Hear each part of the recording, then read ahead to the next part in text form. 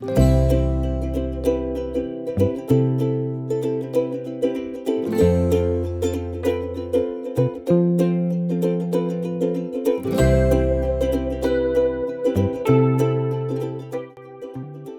still dark outside. Feels like the middle of the night, but it's actually morning. It's Monday, 27th of October, 2025. The clocks went back just yesterday, and already the mornings feel heavier, darker.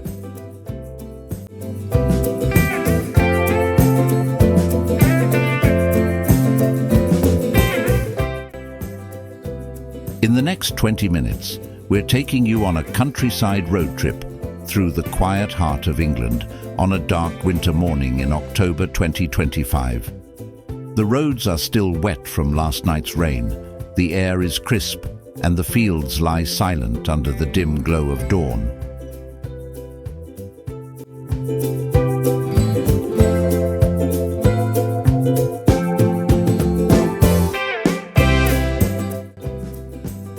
If you've never been to the United Kingdom in winter, this drive will show you a different side of it.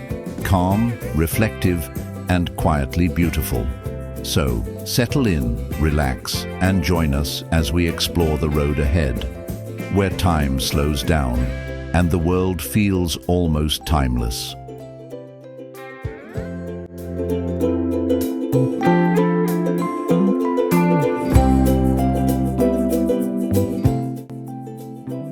So, welcome to our YouTube channel, My Travel World 2025. We truly appreciate your time and feedback. If you enjoy this video, please don't forget to subscribe, like, and share it with your family and friends. Your support helps our channel grow and inspires us to bring you more journeys, more stories, and more beautiful moments from across the UK and beyond.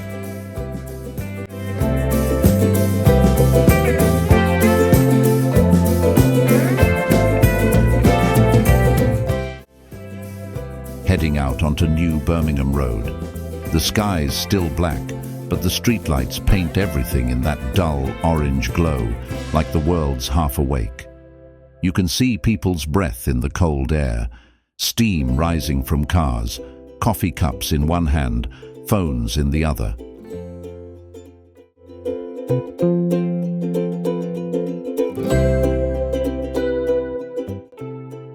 Winter's here, and with it, that strange feeling when your day begins before the sun.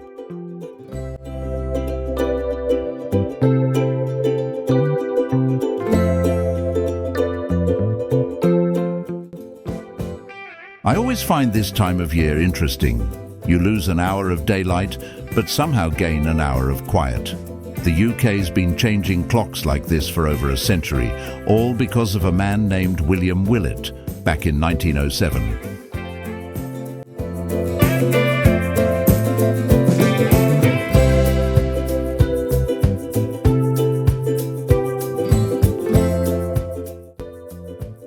He was a builder from Chislehurst, and he hated wasting daylight.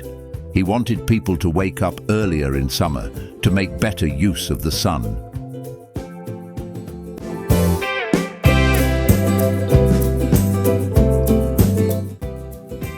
Funny thing is, he never lived to see his idea become law.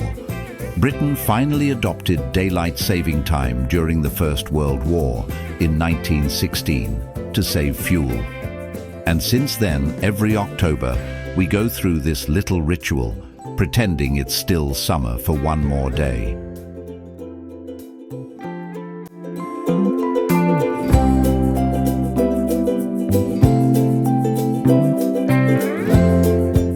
Now, here we are, more than 100 years later, still changing the clocks, still grumbling about it every time. But driving through this darkness, I kind of get it. There's something peaceful about these early winter roads.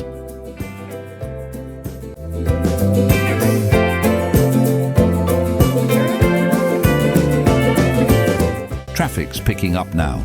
You can see the red taillights stretching like a ribbon ahead. Oldbury's just up ahead. Everyone's heading somewhere. Offices, schools, factories. Each car, a little world of its own.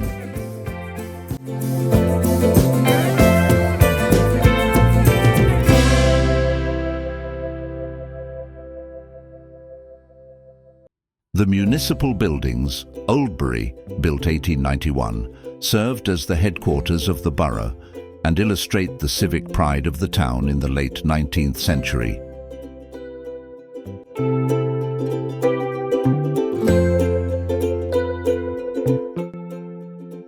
In 1894, Oldbury became an urban district, and in 1935 it gained a charter of incorporation to become the Borough of Oldbury, reflecting its growth and importance.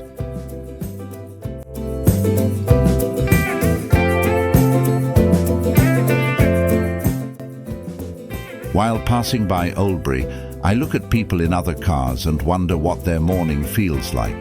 Is their heater working? Are they late? Did they have breakfast? We all move in the same direction, but live such different lives.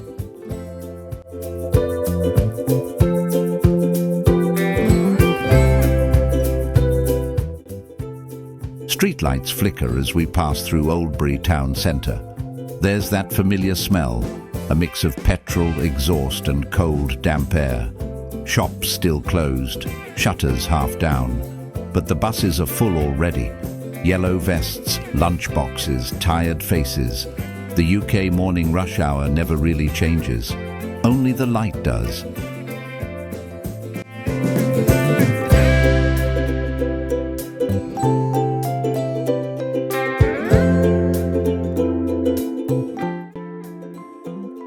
It's about 7:30 now. Normally the sky would have started to brighten. But after the clock change, sunrise won't come till nearly 8. It's strange how 1 hour can shift your whole rhythm, sleep, mood, even conversation.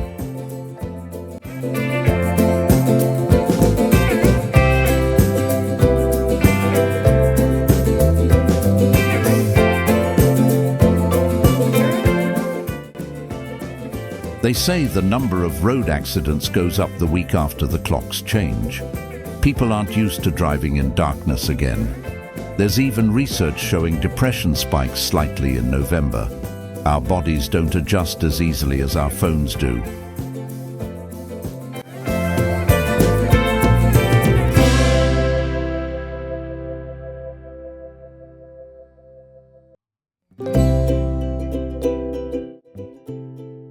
As I drive, I think about how this simple act, moving time by 1 hour, reshapes the whole nation. The trains, the schools, even TV schedules, everything bends around it. It's like a quiet reminder that time isn't natural, it's human-made. We draw lines around sunlight and call it structure.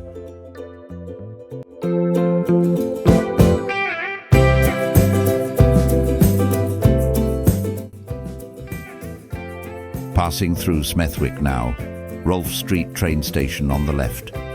This area always feels alive, even in the dark. The smell of fresh naan from the bakery, a few lads walking with hoodies up, talking loud in Punjabi. A corner shop opening early, someone sweeping the pavement.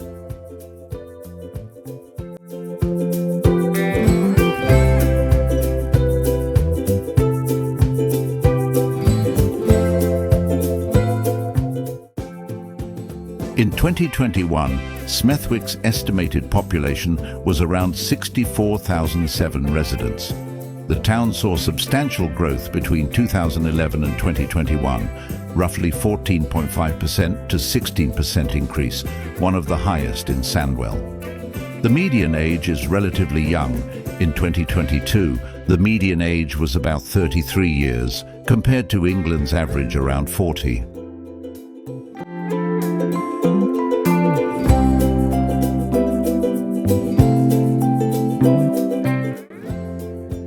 Smethwick is highly ethnically diverse. In census data, around 42.3% identified as Asian, Asian British or Asian Welsh, around 30.7% identified with a white ethnic group in 2021. Zooming into Asian subgroups from earlier data. For example, in 2021 data, About 11,336 people in Smethwick identified as Indian.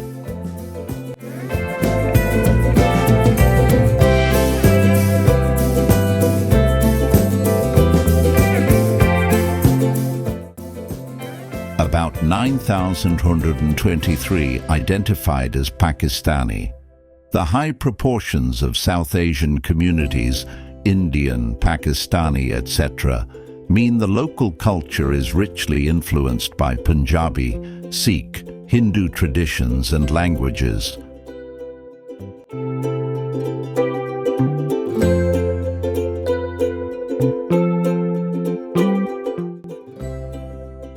Smethwick is not just a commuter suburb, but a melting pot of cultures, with vibrant South Asian communities making a visible impact on local life, shops, eateries, festivals, language.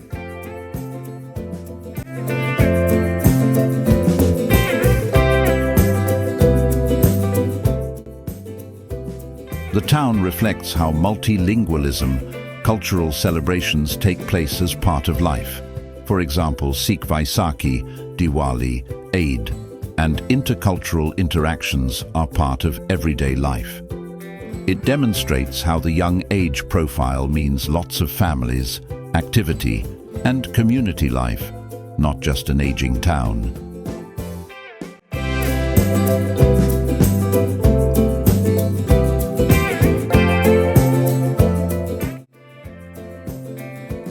As you drive along Rolfe Street, you'll notice immediately the character of the road. Narrow pavements, rows of modest brick buildings with shuttered fronts, metal roller doors, and a constant hum of trade.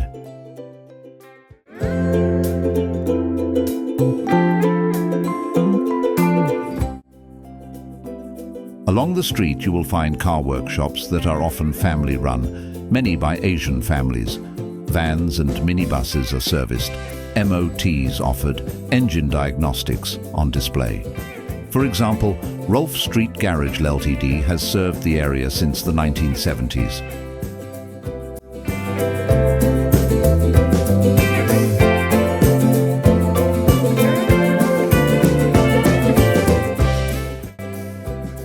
Next to these you'll spot building materials stores, signage in Urdu or Punjabi perhaps, colour-bright banners, goods stacked outside, scaffolding poles, bricks, cement bags. The aesthetic often recalls small traders in Pakistan or northern India. Open doorways, goods spilling onto pavement, shopkeepers greeting customers at the threshold.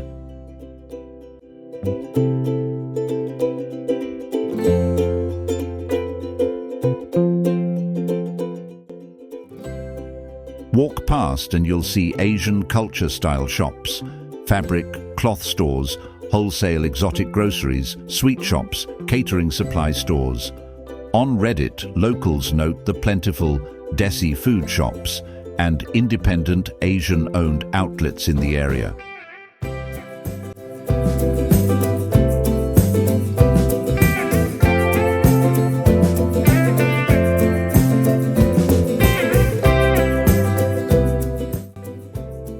The signage, a mix of English and Urdu Punjabi script, vivid colour palettes, turquoise, hot pink, deep green. The frontages often have goods lying on the footpath or in open front display, shopkeepers leaning out, greeting familiar faces. It gives the feel of a high street in Lahore or Delhi, albeit set in an urban UK context.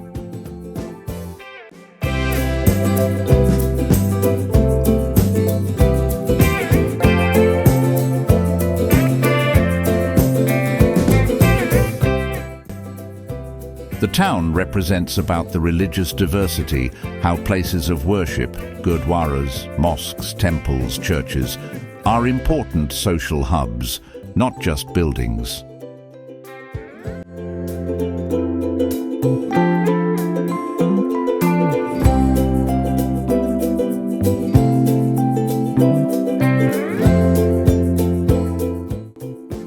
It is strange. When you live here long enough, you get used to the grey, the cold, the early darkness. But every now and then you realize there's a quiet beauty in it. The way headlights blur in the drizzle, the way people hurry under umbrellas, the way traffic lights paint red and green reflections on the road.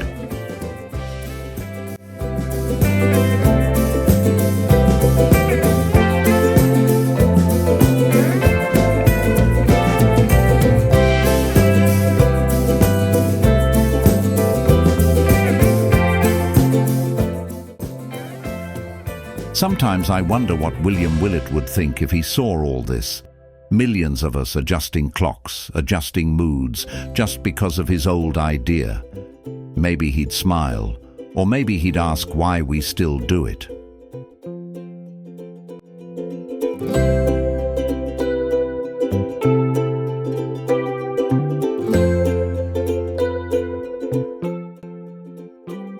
They've debated it for years, to stop changing clocks altogether, but in a way it's become a tradition.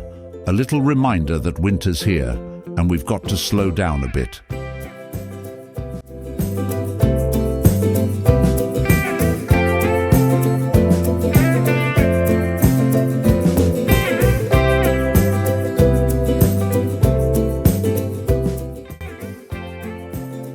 It's funny, people think of time as straight, but living in the UK, you learn it loops. Every October, you go back an hour. Every March, you spring forward. It's like a small reminder that nothing really moves in a straight line.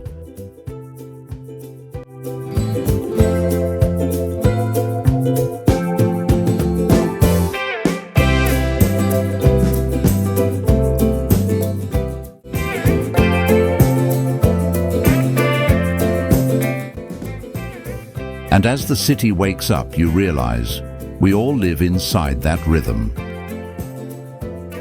There's something comforting about that, even in the dark, even when it feels like the night never ended.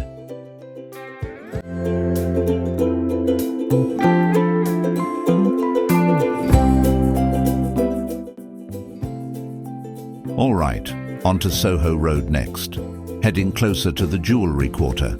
The city's slowly waking now, streetlights still on, but you can see a faint blue edge in the sky. Morning's finally catching up.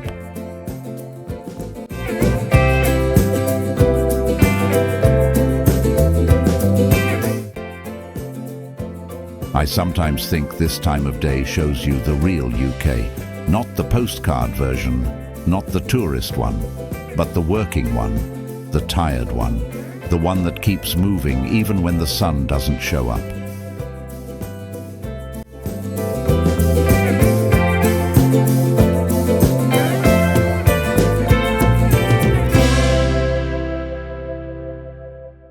Everyone's got a morning routine, though most don't call it that.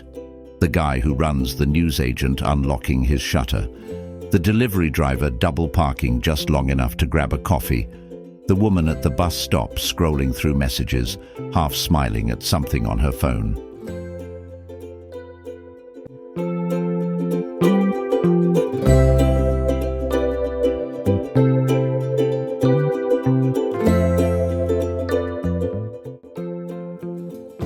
Winter mornings in the UK are strange. You wake up in the dark, go to work in the dark, come home in the dark. Sometimes you don't see sunlight for days, but somehow life keeps ticking. Alarms ring, buses move, factories start, offices fill.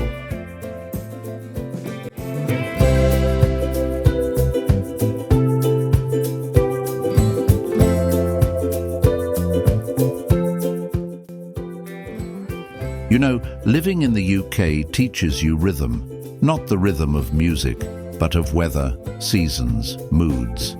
You start to measure time differently, not by the clock, but by the light, by the temperature, by whether you can see your breath outside.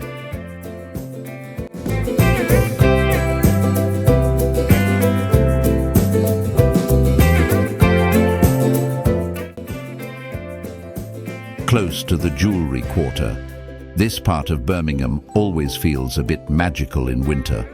Old brick buildings, narrow roads, lights hanging above shop fronts. It's got that mix of history and hustle, craftsmen working in small workshops next to modern offices and cafes.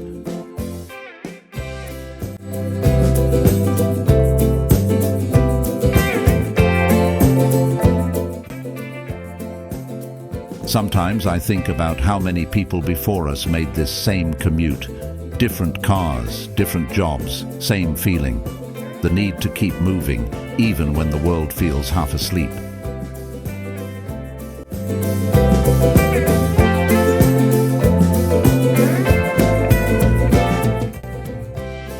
That's what winter does to you here.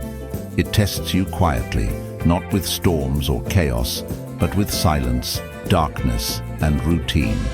You start to appreciate small comforts, a warm steering wheel, the first sip of coffee, the sound of the heater coming on.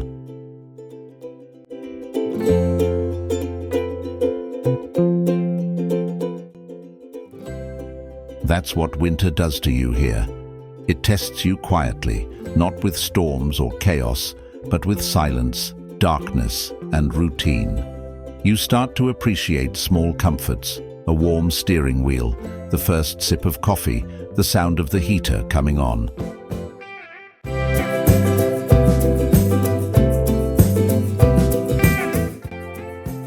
We hope you found this video informative and enjoyable. If you liked it, please share it with your family and friends, leave a comment, and don't forget to give it a like. Your support truly means a lot to us. It helps our channel grow and motivates us to bring you more inspiring journeys and stories from across the UK. Thank you for watching, and we'll see you in the next video.